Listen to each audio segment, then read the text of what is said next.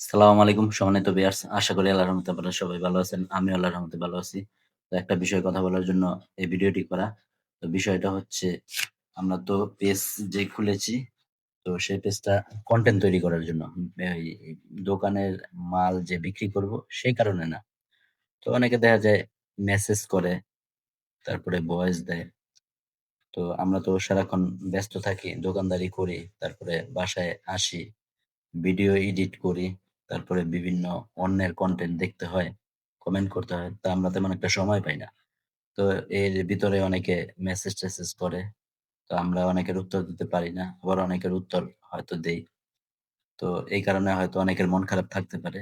তো আপনাদের উদ্দেশ্যে বলছি য যদি আপনাদের প্রোডাক্টস এর প্রয়োজন পড়ে তাহলে দোকানে আসবেন।